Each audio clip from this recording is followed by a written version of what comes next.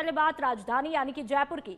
राजधानी में यातायात व्यवस्था सुधारने की पहल देखने को मिली। पुलिस कमिश्नर सचिन मित्तल ने आदेश जारी कर दिए हैं। प्रत्येक थाने से 2 कांस्टेबल यातायात पुलिस की तरह करेंगे अपना पूरा काम। पीक आवर्स में ट्रैफिक संचालन के लिए किए जाएंगे तैनात। शहर के चारों डीसीपी आज शाम तक भेजेंगे कांस्टेबल के नाम सूची अतिरिक्त पुलिस आयुक्त यातायात और प्रशासन कार्यालय में भेजी जाएगी।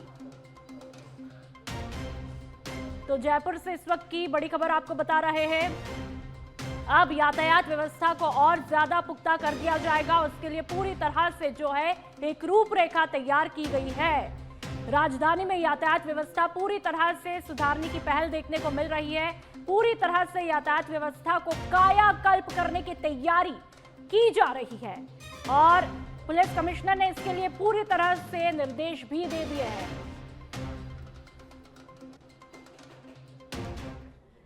और चलिए बात जैसलमेर की। भारत पाकिस्तान अंतर्राष्ट्रीय सीमा से सटे सीमावर्ती जिले जैसलमेर में आपातकालीन सायरन अलर्ट सिस्टम की टेस्टिंग 27 मार्च को सुबह 11 बजे की जाएगी। नगर परिषद द्वारा स्थापित ये सायरन शहर के 11 विभिन्न जगहों पर बजेंगे। प्रशासन ने साफ किया कि ये केवल तकनीकी परीक्षण है और इसका किसी भी वास्तविक आपात हालत से कोई भी संबंध नहीं है।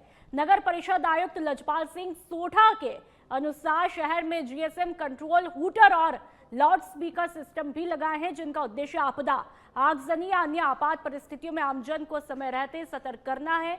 ऑपरेशन सिंदूर के दौरान स्थापित इन सायरन सिस्टम की उपयोगिता सीमावर्ती संवेदनशील क्षेत्र होने के कारण काफी अहम मानी जा रही है और इन्हीं की कार्यक्षमता जांचने के लिए समय समय पर टेस्टिंग की जा रही है। उन्होंने नागरिकों से अपील की है कि सायरन बजने पर किसी प्रकार की घबराहट या अफवाह पर ध्यान न दें, क्योंकि ये केवल एक सामान्य प्रक्रिया है जिसका उद्देश्य आपातकालीन तैयारियों को मजबूत करना और जरूरत पड़ने पर सूचना समय पर पहुंचाना है।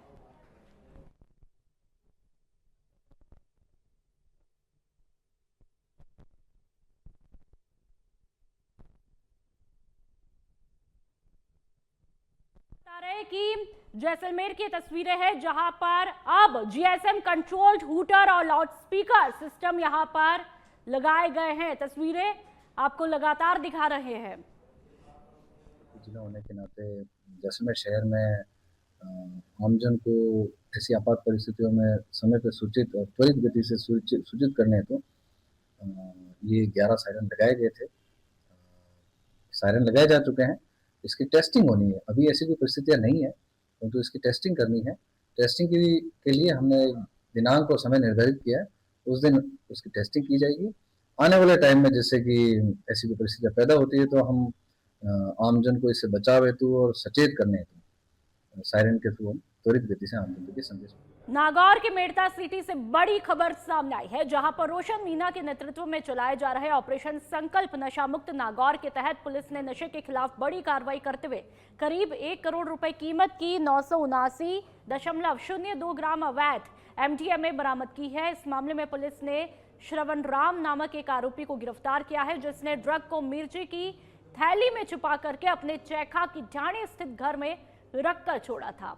और ये कार्रवाई नागौर पुलिस की थाना डिगाना टीम और जिला स्पेशल टीम द्वारा संयुक्त रूप से की गई है, जिसे बड़ी सफलता माना जा रहा है। तो नागौर पुलिस का एक बड़ा एक्शन, वहां पर खाकी का एक्शन जो है देखने को मिला है। नशे के सौदागरों पर कड़ा प्रहार यहां पर किया जा रहा है। ऑपरेशन नशामुक्त नागौर सफल रहा।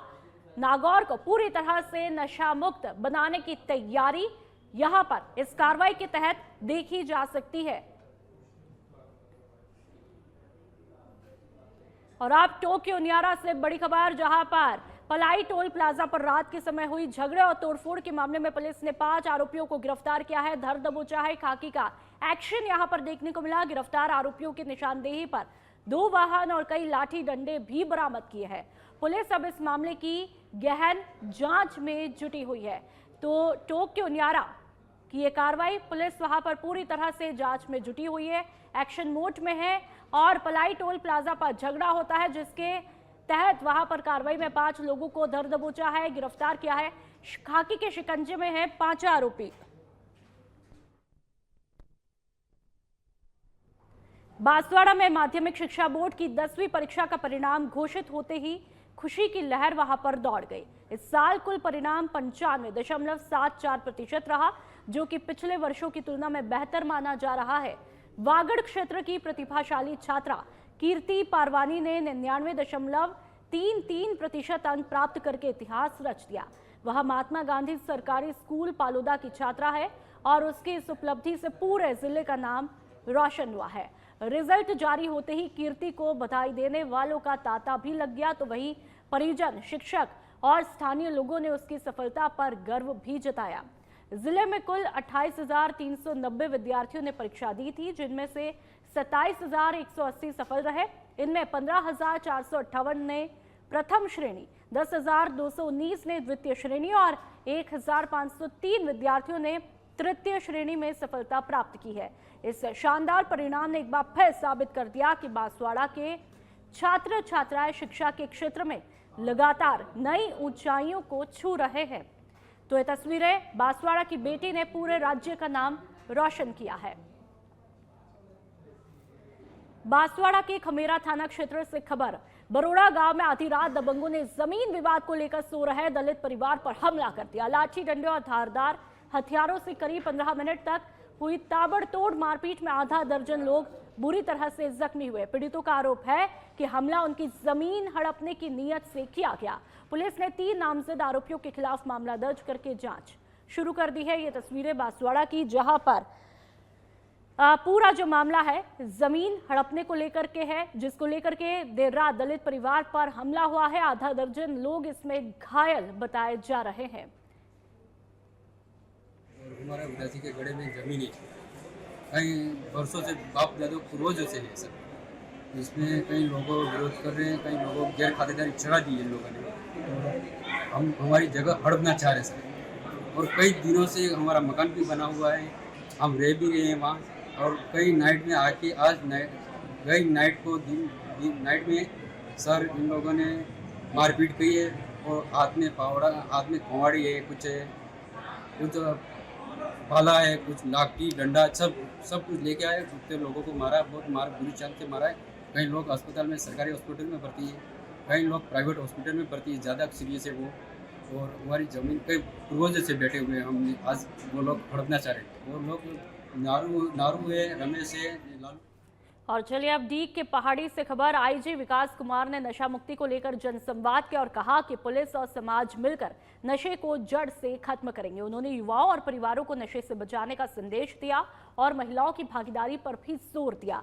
एसपी शरण कंबले ने नशा बेचने वालों के खिलाफ कार्रवाई के निर्देश सभी थाना अधिकारियों को दे दिए हैं।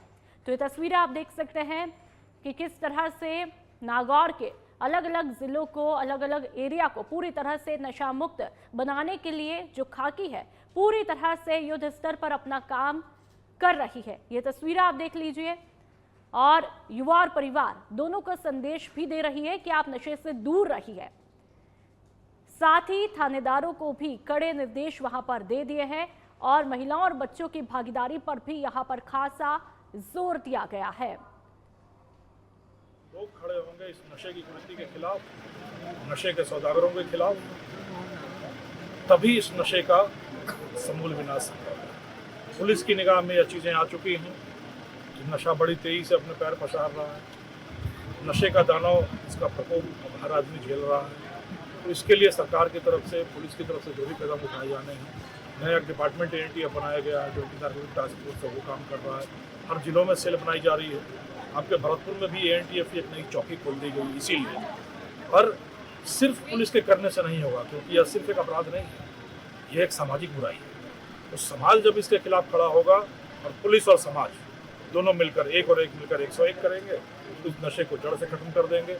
इस क्षेत्र में नशे की समस्या बाकी अन्य जगहों की तुलना में कम है, पर यह हमारा एडवांटेज है कि हम इस चीज़ को एक मुहिम के रूप में छेड़ें। हमारा जो इलाका है नशा मुक्त समाज अपने को घोषित करे और नशा मुक्ति की दिशा में एक उदाहरण के रूप में पूरे राज्य के लिए, पूरे देश के सामने अपने आप को प्रस्तुत करें।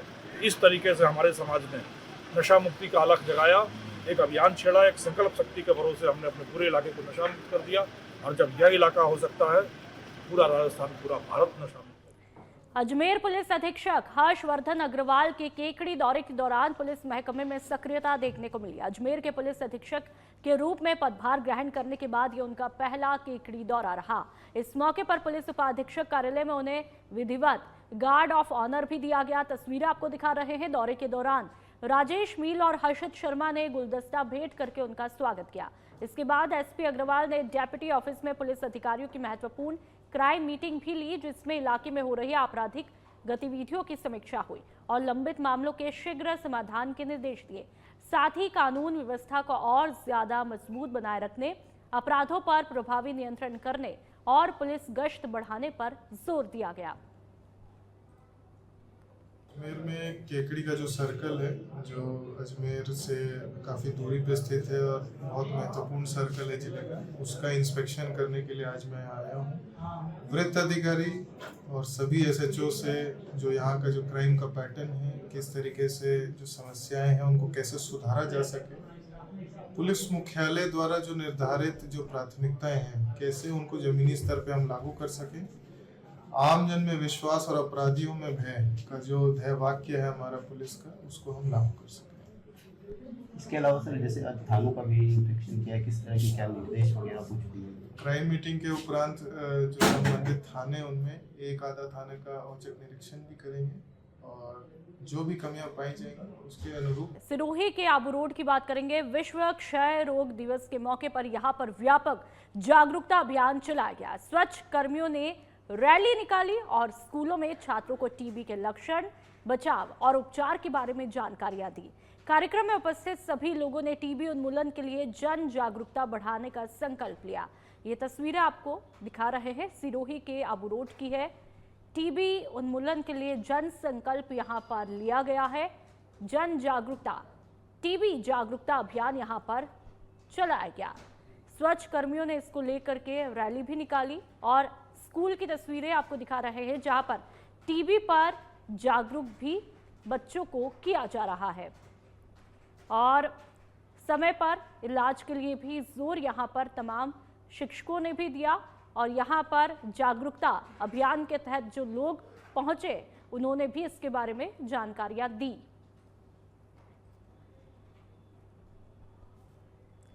टोक्यो न्यारा उपखंड क्षेत्र से खबर। पेयजल समस्याओं को लेकर भारतीय किसान संघ के पदाधिकारी और आमजन अपनी नाराजगी जाहिर करते हुए उपखंड कार्यालय परिसर में धरने पर बैठ गए। अधिकारियों को ज्ञापन देने के बावजूद समस्या का कोई समाधान नहीं मिलने पर लोगों का सब्र बांध पूरी तरह से टूट गया और उन्होंने भयंकर जनहित की समस्या को लेकर जोरदार विरोध प्रदर्शन किया। विरोध प्रदर्शन की तस्वीरें आप देख लीजिए, टोक्यो न्यारा की है कि जनता का किस तरह से सब्र टूट जाता है। पेयजल संकट जो कि एक बेसिक नीड है राजस्थान में, उसको लेकर के भी कई जगहों पर आज भी जो है लोग परेशान हैं और उसको लेकर के टोक्यो न्यारा के अंतर्गत ये धरना प्रदर्शन कई लोगों के द्वारा किया गया है और लोग जो कई समय तक पेयजल की समस्या से जूझ रहे थे, परेशान थे और एक वक्त के बाद जब उनका धैर्य टूटा तो ये तस्वीरें देखने को मिली। लेकिन ये तस्वीरें वापस भविष्य के गर्भ में ये सवाल छोड़ती है कि क्या अपनी आवाज उठाने के बाद, अपनी परेशानियां उठाने के बाद भी कोई समाधान देखने को मिलेगा या जस के तस ही हालात बने रहेंगे। और आप झुंझुनू के मंडावा की बात करेंगे, जहां पर वार्ड 17 के लोगों को गंदे पानी की निकासी न होने के कारण परेशानियों का सामना करना पड़ रहा है। इसकी बानगी आप देख लीजिए टीवी पर, जिससे नाराज होकर लोगों ने ईओ का घेराव किया और ज्ञापन सौंपा। लोगों और शिक्षकों ने बताया कि प्रशासन को बार बार अवगत करवाने के बाद भी समस्या की तरफ ध्यान नहीं दिया जा रहा है। स्थानीय प्रशासन की उदासीनता के कारण वार्ड वासियों का गुस्सा जो है बढ़ता जा रहा है और उन्होंने धरना प्रदर्शन की चेतावनी दी है। तो तस्वीरें आप देख लीजिए, गंदे पानी को पार करने को यहाँ पर तमाम बच्चे मजबूर हैं। ये मासूम बच्चियां गंदे पानी को पार करके अपने शिक्षा के मंदिर में जाती है और प्रशासन ने इस तरफ कोई ध्यान नहीं दिया। लगातार इसी तरह की तस्वीरें, और देखिए यहाँ से बाइक सवार भी आते जाते हैं और ऐसे में कोई ना कोई हादसे का खतरा जरूर बना रहता है। ये रास्ता पिछले 2-3 महीने से बहुत खराब हो चुका है। इसमें कई बच्चे लगातार गिर रहे हैं, कई बच्चों के चोट भी पहुंच रही है। प्रशासन को बार बार अवगत कराया जा चुका है, लेकिन प्रशासन ने अभी तक कोई स्थायी समाधान नहीं निकाला है। नगर पालिका वाले यहाँ आते हैं और कुछ लिपापोती करके वापस चले जाते हैं। और ये रास्ता आगे जो नाला जा रहा है, इस नाले से यदि कुछ स्थायी समाधान हो सके तो ये आने वाले जो राहगीर हैं और स्कूल के बच्चे हैं वो इसमें न गिरें और ये समाधान। 2-3 तरह बूढ़ी लुगाई पड़ गई पानी में खड़ी मतलब कराओ बैठता या नाली रुक गई पड़ी कराओ कहीं रोज का काम है। बच्चे आवे हमारे टब्बर आवे हमारी गाड़ी आवे स्कूल के। विकसित राजस्थान 2047 के विजन को साकार करने के उद्देश्य से मुख्यमंत्री विकसित ग्राम शहरी वार्ड अभियान के तहत मंडावा में 1 दिवसीय प्रशिक्षण कार्यशाला का आयोजन किया गया। तस्वीरें आपको दिखा रहे हैं। ये कार्यक्रम उपखंड अधिकारी मुनेश कुमारी की अध्यक्षता में संपन्न हुआ, जिसमें ग्राम विकास अधिकारी, पटवारी, आंगनवाड़ी कार्यकर्ता, आशा सहयोगिनी और राजीविका कार्यकर्ताओं सहित विभिन्न विभागों के कार्मिकों ने भाग लिया।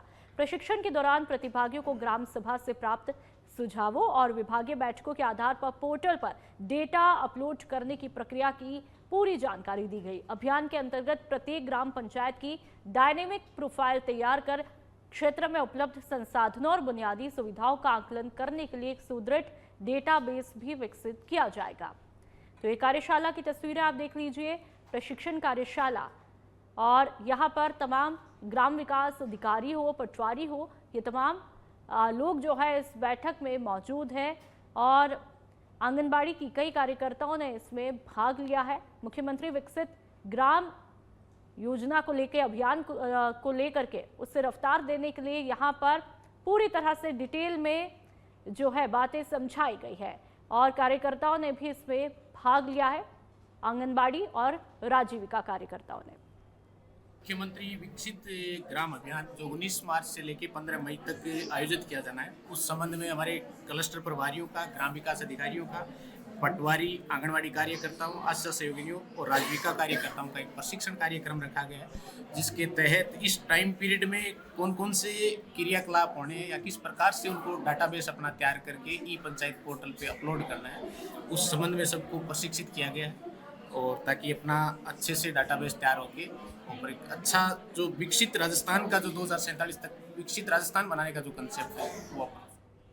टोंक के निवाई थाने में सीएलजी की अहम बैठक संपन्न हुई। एसपी राजेश कुमार के निर्देशानुसार निवाई सदर, दत्वास और शहर थाना क्षेत्र के सीएलजी, शांति समिति सदस्यों और सुरक्षा सखी ग्राम रक्षकों के साथ में बैठक आयोजित की गई। तस्वीरें आप देख लीजिए।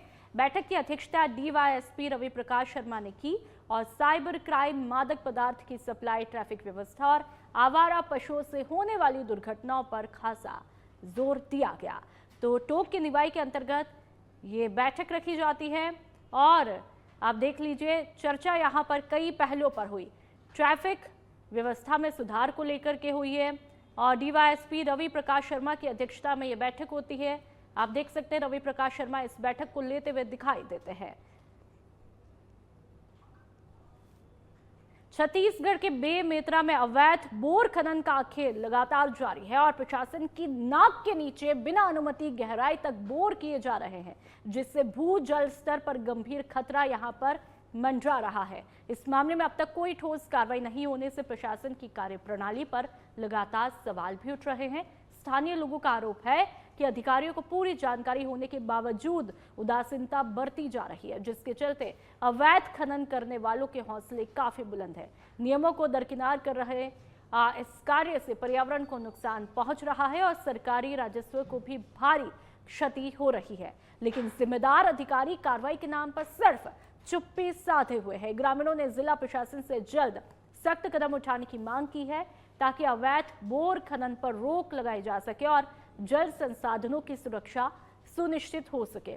तो ये तस्वीरें आप देख लीजिए बेमेतरा, छत्तीसगढ़ के बेमेतरा की ये तस्वीरें हैं जहां पर प्रशासन की कार्यप्रणाली पर लगातार सवाल खड़े हो रहे हैं।